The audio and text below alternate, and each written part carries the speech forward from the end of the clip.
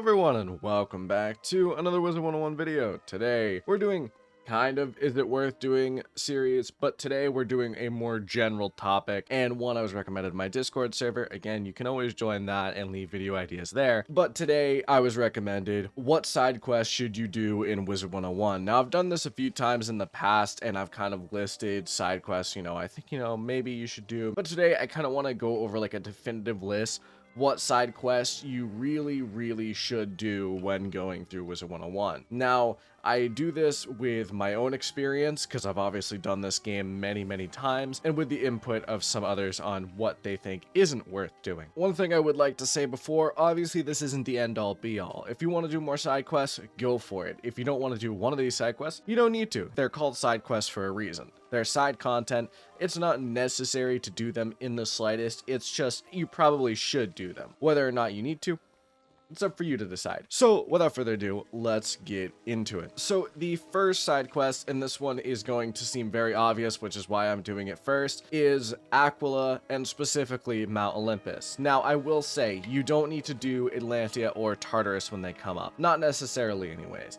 While Tartarus is good for the Blade of Felled Titan from the secret boss of Cronus, the rest of the gear isn't really that necessary, and even the Athame isn't that necessary when you get Morganth and Darkmoor within the next 10 levels anyway, so realistically Tartarus is not necessary. Atlantia is definitely not necessary. This is probably the least necessary of them all. It doesn't drop any gear that is good at all. The only real good part of Atlantia is the secret boss that drops quite a bit of Amber, but even that, I would still recommend farming Cronus for Amber, so realistically, I'd say Atlantia doesn't have a reason to do it. But Mount Olympus always has a reason to do it, at least in my opinion. As for reasons why you would want to do Mount Olympus, beyond the obvious one of getting the Skyr and Hasta, there's also the fact that, potentially any piece of gear could really help. You don't need the gear, but it is pretty useful and pretty good to get nonetheless, so you may want that. And on top of that, simply, the XP is pretty good. It's an extra like 12,000 XP, which at level 30 is like almost a full level of XP. So realistically, it could be worth it just for that, just to get you a little bit of a boost in level. I know that I've always done Mount Olympus whenever I unlock it, obviously for the Skyr and Hasta, but for, just simply doing it as well. I could transfer over a Skyr and Hasta from another account, but just the experience and just doing it in general, I usually do. So I would say Mount Olympus is definitely worth doing, and I feel like that was an obvious one. I feel like, that's why it's here first. It's the obvious one. You should do Mount Olympus at level 30 when you unlock it. Now, the next one is kind of a twofer. There's two side quest lines that you should definitely do. First off, Grizzleheim. Now, this one is going to seem the least useful because Grizzleheim doesn't give a lot of XP, doesn't give any specific gear. Realistically, it's just there, and the world is kind of longer and boring. Well, yes, that is true, but the main appeal of doing Grizzleheim, and the reason why you want to do Grizzleheim, is to get to Wintertusk. Now, Wintertusk is something that you should do for so many reasons. Starting off, let's go for the biggest one. When you unlock it at level 40, it will get you from around level 40 to around level 50 to 54 just from doing Wintertusk. Now, I would say I usually do every single side quest in Wintertusk. You obviously don't have to, but I usually do. There isn't really that many, but they give a lot of XP. I have gotten all the way from level like 44 maybe to 60 just from Wintertusk and doing some other like little side quests. I did this on my Balanced Let's Play series, and you can see that. I believe when I started Wintertusk, I was level 44, and when I exited it, I was level 60. So I gained 16 levels and got to one of the biggest gear milestones in this game just from this one world. So that is simply one thing, is the XP is insane.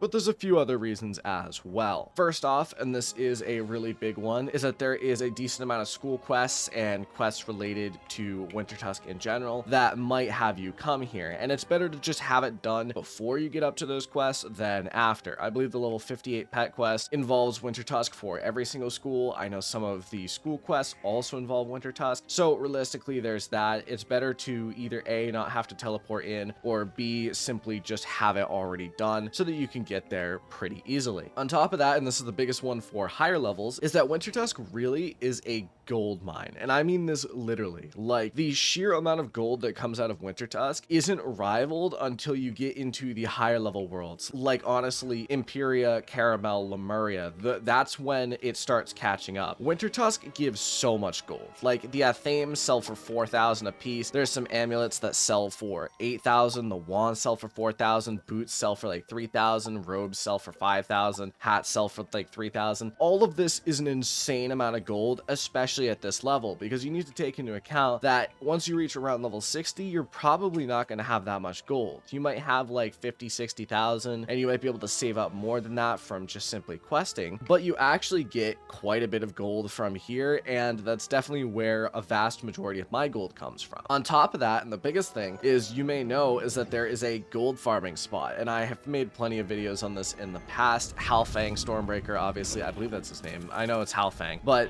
the guy in Vesterland, he's a very easy boss, and he quite frequently drops the Cow's Pearl Amulet. You can get like over 100,000 gold in probably 15-20 minutes if you want to, which is realistically just an incredibly efficient method of farming gold, especially early game, since you can do it early game. Just those reasons alone, I would recommend doing Wintertusk. Wintertusk is worth doing every single time. All right, for this next section of the video, I want to talk about just a kind of few obvious things that I'm not going to mention beyond this, simply because it's worth mentioning. The side quests that involve you getting a massive gear set that I've gone over in the past, that's incredibly obvious. Obviously, you should do them, and I'm just not going to say them beyond just listing them. Like, you should most definitely do Waterworks. You should definitely do Darkmoor, and you should definitely do the Catacombs and Dragoon gear. All of these things are extremely important to a wizard's progression, and obviously they are incredibly important to do. Next up, let's talk about a fan favorite and one of my favorite quest lines to do, and that is Zeke Quests. Now, you've probably seen them before, and I'm sure almost everyone knows what they are, but Prospector Zeke, in every single world he travels to, has found a species of things that he wants to find and bring to a safer place. In Wizard City, it's the Smiths. In Krokotopia, it's the Beetles. I would highly recommend doing quite a few of these, especially as you go on, because it's incredibly easy to find some of these, especially if you look around on every street you do. Like, you know, there's a smith here, a smith over here in Gollum Court that's easy to find. They're everywhere, and they're really easy to find. And I would highly recommend doing them as you go on, because it's really easy to just kind of, you know, take like 1 or 2 minutes out of every street and find the thing that you're looking for. These come with the added bonus of a few things. First off, in the earlier quest, they give a decent chunk of XP, especially when compared to the world. Like, the Smith's quest gives 350, which is decent for Wizard City. The Beetles gives 1,000, which is decent, 2,000 for Marleybone, 2,000 for the oysters. It keeps going up and up and up until you get around Chrysalis, and then I think it starts giving gold instead. I could be wrong though, but the most important part of them is the training point. Having training points can be incredibly useful. I know I have a lot of spare, but for most people, you're going to want them for learning other spells and adding different spells to your arsenal. So definitely just a side quest that is worth doing, at least in my opinion, at least doing the first few. You might not have to do all of them, but definitely the first few are important. All right, the last specific one I have for you that is incredibly important to do is in Chrysalis. Now, this one is one I've actually gotten a question a few times. I don't think people know this as common as you'd expect, and that is where to get the 4th potion. Now, you can see obviously down here you have potions. 3 of them are given to you through the main quest line. You have one at the beginning of Wizard City, you're given another one at the end of Wizard City, I believe, maybe the beginning of Krokotopia, and then you're given another one like really early on, I believe. Like, you get it in Marleybone. So you have 3 potions very, very early. Now, what some people don't know is that there is a 4th one. I've actually seen people in my comments ask, like, Noah, how do you get the 4th one? And it's actually really easy. So once you do Chrysalis, and I believe it's like a decent 1 or 2 streets into Chrysalis, I could be wrong, maybe after part 1, it's somewhere in Chrysalis. You can come up to Zaltana here, and don't accept this quest. Zaltana will have a quest about a strange disturbance. I don't remember what the quest name is, but there's like a find question mark, investigate strange thing. And basically you find out, you know, there's someone who's disturbing the peace and Zoltana wants you to go investigate it. So you come up here and you see Alan Ghost Dust. Basically he's this wizard just chilling. He's got the Umber Blade. He's looking pretty darn cool with his pet, Lord Snoopy. You come up to him and ask like, yo, what are you doing here? And he's like, yeah, so I was sent here to aid with your journey. Here's a 4th potion, and he gives you the 4th potion.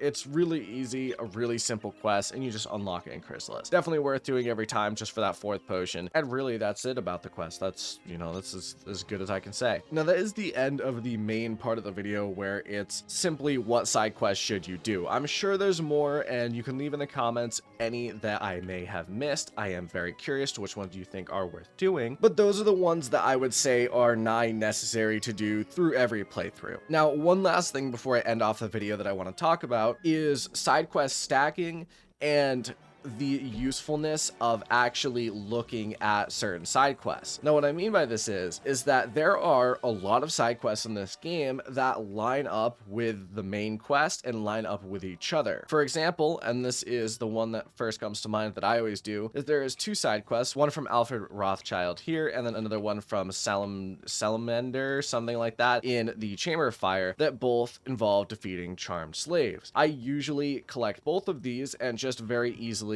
crank out a few battles against these, because it's a really easy way to just net like 1,000 XP, which is a decent amount in Crocotopia. It's something I would recommend doing, is just checking them, seeing if any line up with the main quest. Like I know there's some in Marleybone, like defeat hooligans, and there's a side quest that involves defeating hooligans. Just check them out, you know, see if there's any that are worth doing that may just line up with your main quest. It's what I do extremely frequently, and it usually allows me to get a little bit over leveled without doing any work. It's no extra effort at all, and it's just pretty cool. This is the guy I was talking about right here, by the way, Salamander. So incredibly easy and just a helpful little hint that I would like to give you. But that's it for today. Those are the main side quests that I think are necessary in Wizard101. Again, let me know what you think. Which ones did I possibly miss? Which ones do you think are worth doing? Or is there any in my list that you think aren't worth doing? I'm excited to hear your opinions below. But that's it.